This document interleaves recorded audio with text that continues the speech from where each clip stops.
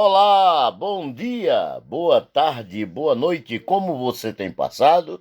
Eu sou o pastor Gesiel Guzmão e estou aqui para ler com você o livro A Bíblia.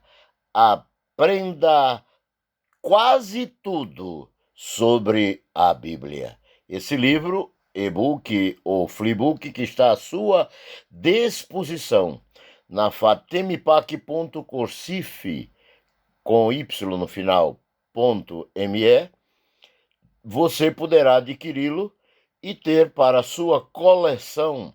É um dos livros e é o primeiro livro do curso de formação em teologia clínica. E você poderá fazer este curso estudando no mesmo site, fatemipac.corsif.me. Você poderá fazer o curso e adquirir um título no final de teólogo clínico seminarístico. Vamos lá. O capítulo 4 do livro A Bíblia trata do cânon das Escrituras. A palavra cânon vem do grego cânon, com K e N no final, que significa cana, vara de medir, indicando regra ou norma. O cânon da Bíblia consiste naqueles livros considerados como com o mérito e o padrão de autenticidade original para serem incluídos nas Escrituras Sagradas. A canonização foi desenvolvida em séculos de catalogação inconsciente, sobrevivendo só os escritos que se mostraram úteis para a fé e a adoração, sendo elevada a um papel decisivo de revelação escrita de Deus. Com isto, afirmamos que o cânon não foi determinado por decreto rabínico ou eclesiástico de qualquer que seja o segmento do cristianismo ou qualquer outra religião, mas como por mérito de cada livro, por sua recepção na comunidade cristã, considerando a inspiração e edificação que aquele livro oferecia. Os livros do cânon da Bíblia possuíam e exerciam a autoridade divina antes mesmo dos homens se pronunciarem neste sentido. Não foram os concílios eclesiásticos que conferiram a autoridade divina. Eles apenas reconheceram o que tinham sido reconhecido por Deus através da fé dos fiéis servos de Deus. Vamos para a primeira parte da Bíblia, o cânon do Antigo Testamento. Toda a afirmação sobre a época exata em que o cânon do Antigo Testamento se encerrou leva a várias opiniões. Entre os eruditos bíblicos, o Antigo Testamento não se refere ao assunto. No entanto, oferece muitas sugestões quanto ao início das leis de Deus por escrito, a fim de que pudessem ser preservadas para orientação do povo. Êxodo capítulo 17 narra a vitória dos filhos de Israel sobre Ameleque. Lá diz que isso aconteceu enquanto as mãos de Moisés eram mantidas erguidas ao alto diante do Senhor. Êxodo 24, versículo 3 e 4, registra as palavras e os juízos de Deus sendo escrito em que Moisés repassou ao povo todas as palavras do Senhor e todos os estatutos aos quais o povo respondeu afirmativamente Portanto, já em Deuteronômio, capítulo 31, há uma descrição de Moisés escrevendo a lei que deveria ser guardada e lida para o povo de Israel a cada 7 anos. Creio que esta ocasião marca o princípio do cânon do Antigo Testamento, pois lemos: tendo Moisés acabado de escrever as palavras desta lei num livro, deu ordem aos levitas, dizendo: tomai este livro da lei e ponde-o ao lado da arca da aliança do Senhor, vosso Deus, para que ali esteja por testemunha contra ti. Deuteronômios, capítulo 31, versículos 24 a 26. Também Josué, sucessor de Moisés, escreveu no livro da lei de Deus, Josué 24, versículo 26. Quanto a Samuel, diz que registrou certos acontecimentos de sua época num livro, 1 Samuel, capítulo 10, versículo 25. Posteriormente, os profetas ocuparam-se em escrever todas as palavras que Deus falou contra ou a favor de Israel e Judá, bem como de todas as outras nações, como é dito em Jeremias, capítulo 36, e o versículo 2. As gerações que vieram depois consultaram os escritos dos seus predecessores. Daniel examina os livros e descobre o profeta Jeremias limitou o prazo em que Jerusalém seria devastada pelo inimigo. Daniel, capítulo 9, verso 2. Mais tarde, quando o povo voltara a reunir-se em Jerusalém, depois do cativeiro babilônico,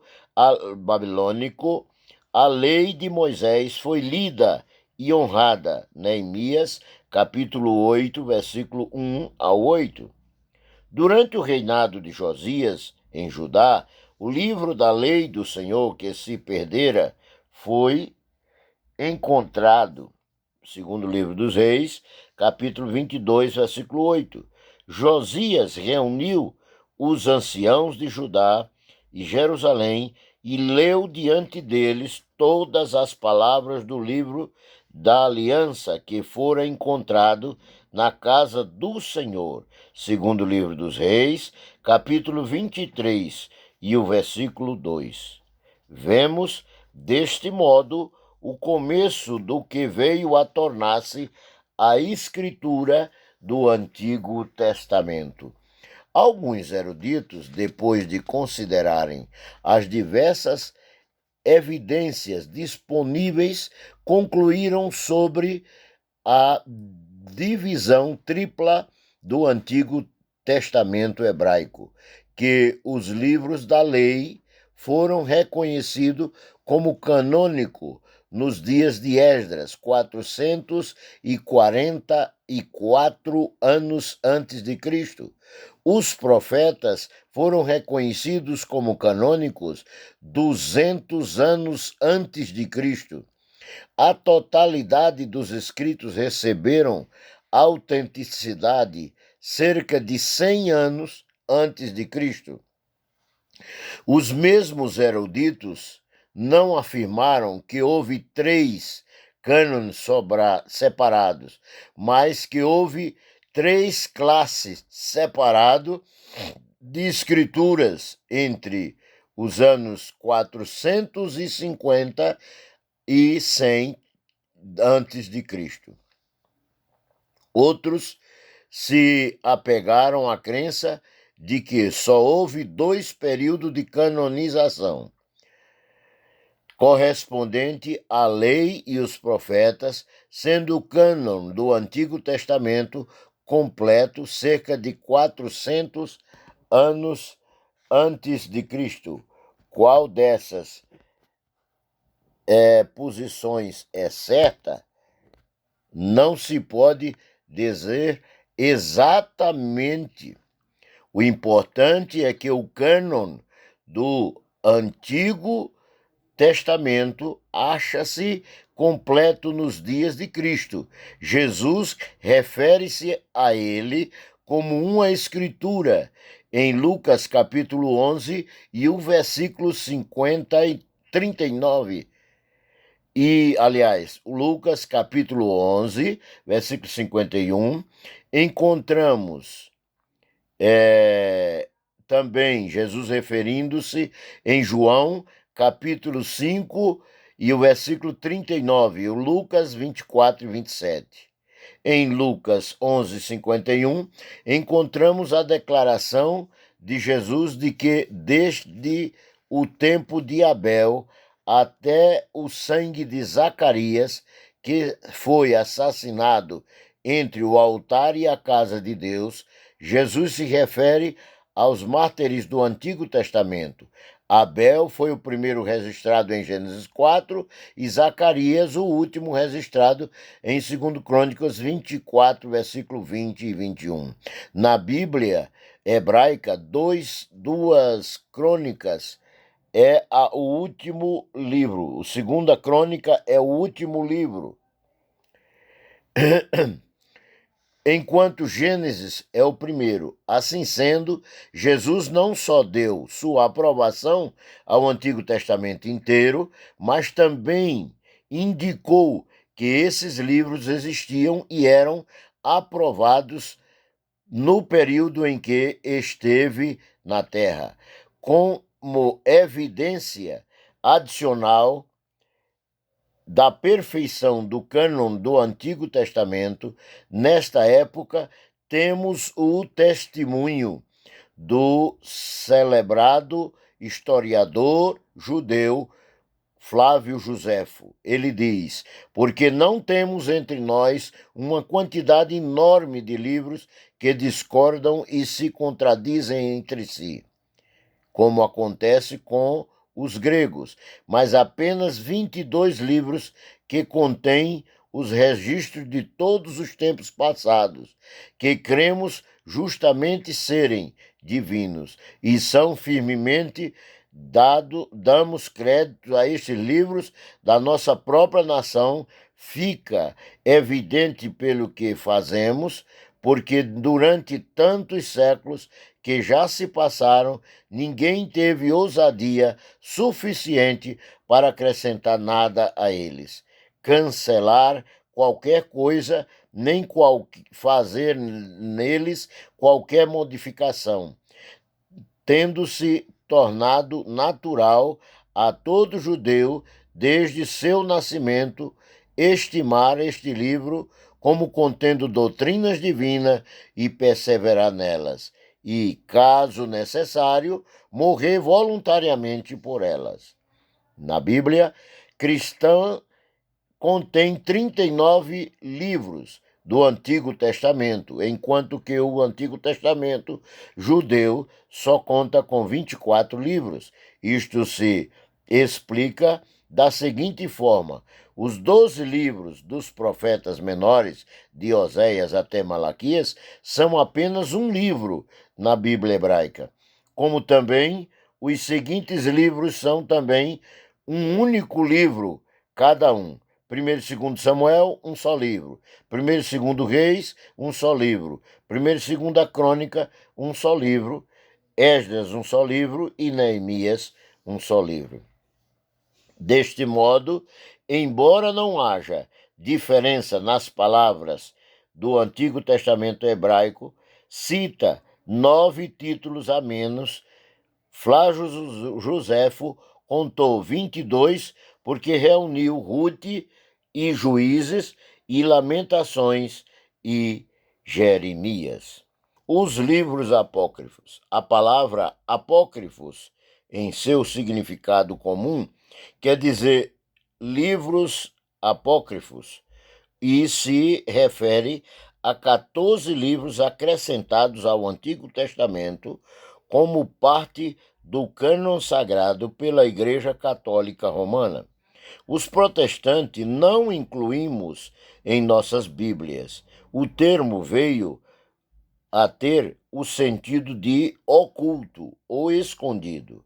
A Septuaginta, tradução do Antigo Testamento em grego, do hebraico para o grego, feita entre 280 a 180 a.C., contém os livros apócrifos. Jerônimo os incluiu em sua tradução latina do Antigo Testamento, chamada de Vulgata Latina. Esses livros não fazem parte da Bíblia hebraica original. Os reformadores são, em grande parte, responsáveis por eliminar os apócrifos da Bíblia, por haver neles elementos inconsistentes com a doutrina fundamental do cristianismo. Por exemplo, doutrinas de oração pelos mortos. Segundo, intercessão dos santos. Isso estão nos livros apócrifos, que contradiz a doutrinação de toda a Bíblia. Os 14 livros apócrifos são diversos através de todo o Antigo Testamento e outras vezes os 14 livros do Apócrifos são dispersos através de todo o Antigo Testamento, outras vezes impressos no seu final. Primeiro e segundo Esdras, Tobias, Judite, edições ao livro de Esté, Sabedoria de Salomão, Eclesiásticos, Baruque, com a Epístola de Jeremias, a canção das três crianças santas, a história de Susana, Bel e o dragão, a oração de Manassés, primeiro e segundo Macabeus. Estas obras, ou parte delas, não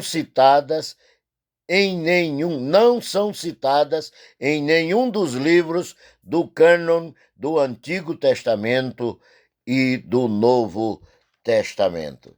Na Bíblia não existe qualquer citação ou referência a estes livros apócrifos. Cânon do Novo Testamento.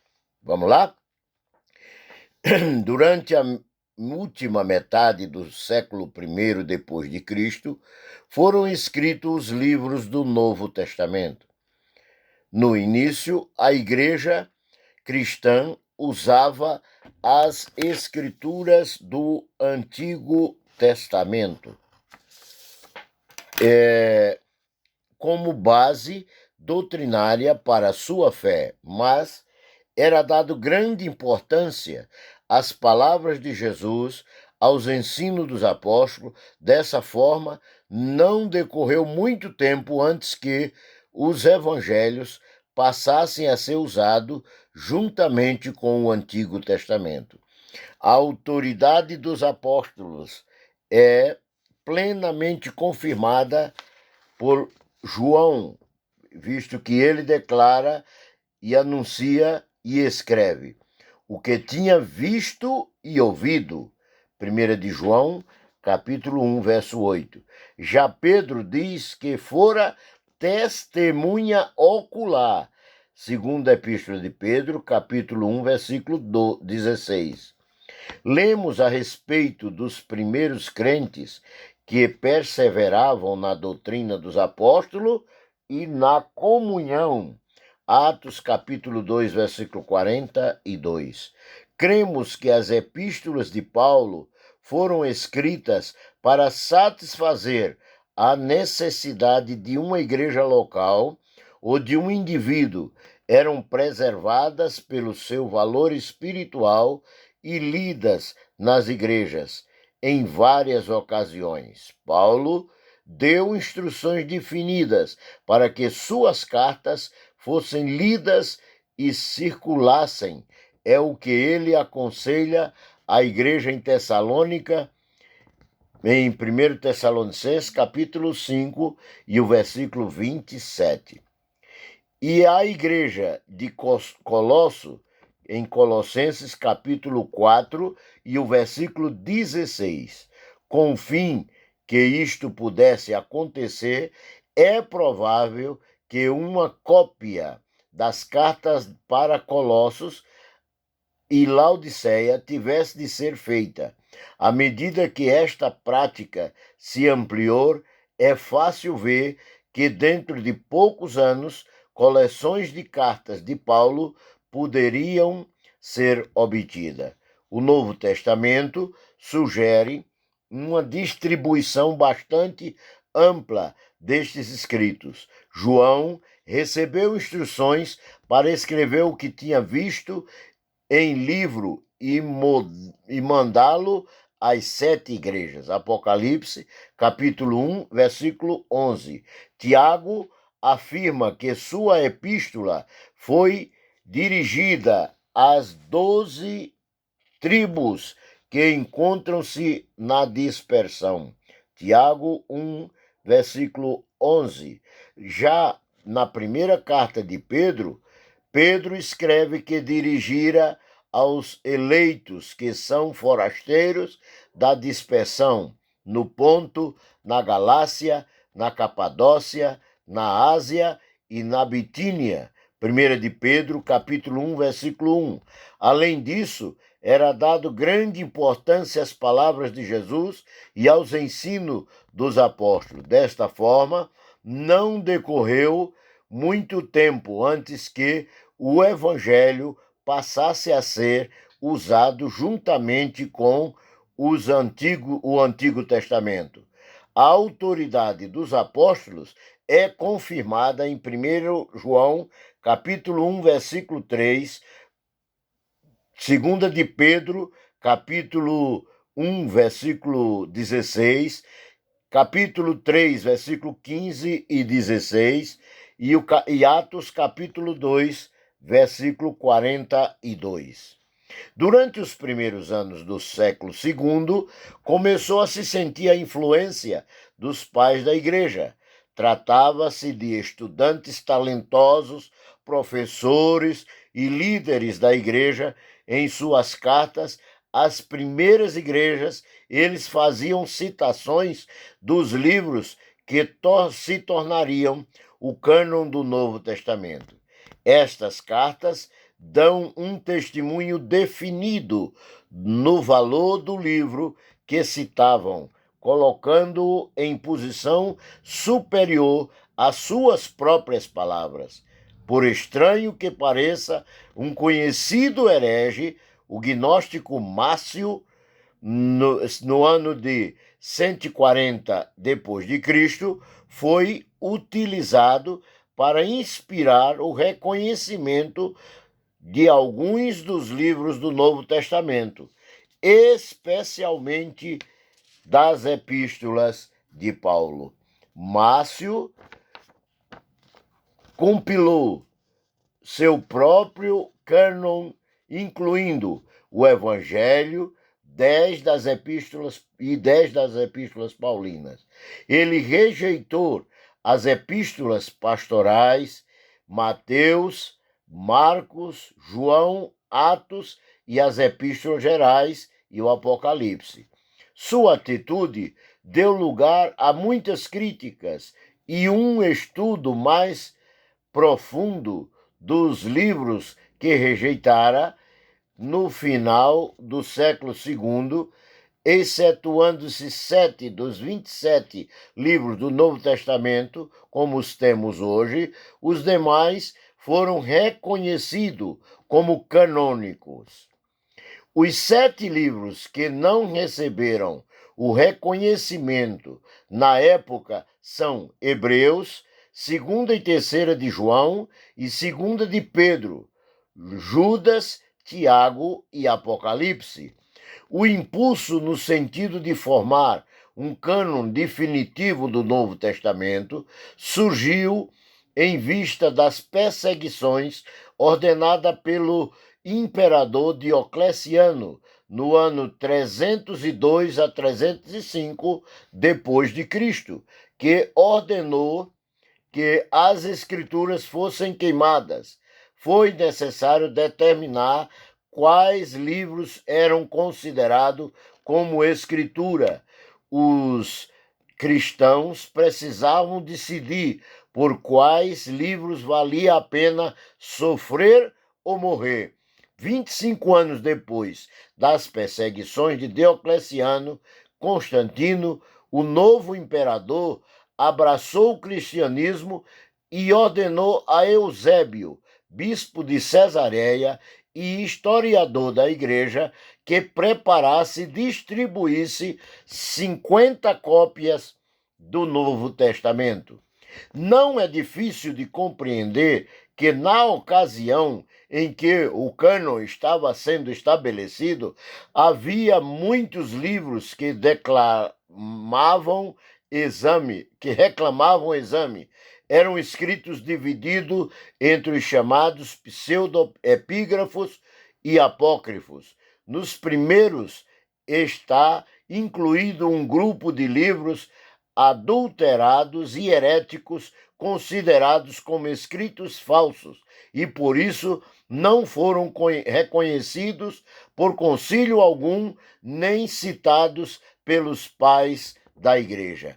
Muitas doutrinas heréticas, como as defendidas pelos gnósticos, que negavam a encarnação de Jesus Cristo, e os monofisistas, que rejeitavam a dualidade da natureza de Cristo, humana e divina, são encontradas nesses livros. Mais de 280 deles foram citados e reunidos sob o título de Evangelhos, Atos, Epístolas, Apocalipse e outros.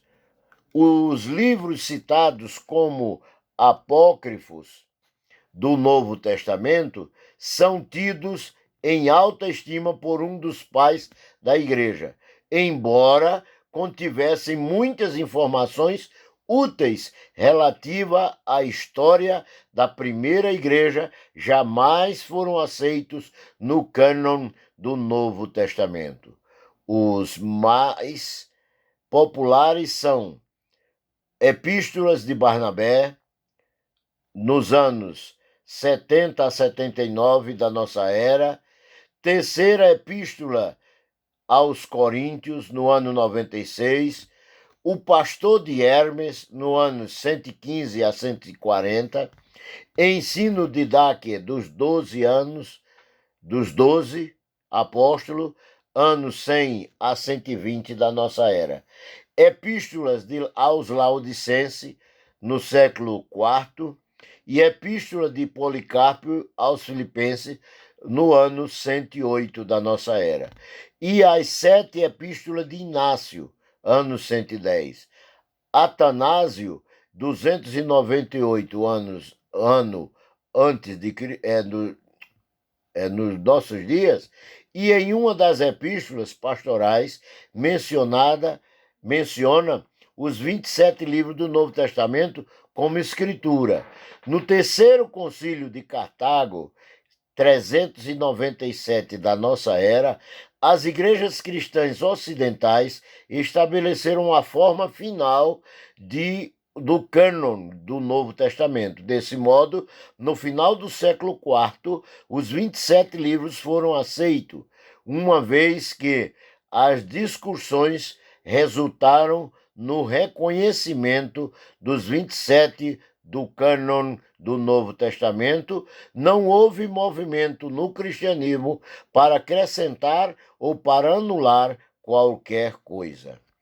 Testes usados para determinar a canonicidade. Primeiro teste: apostolicidade. O livro foi escrito por um apóstolo ou por alguém associado de perto com os apóstolos?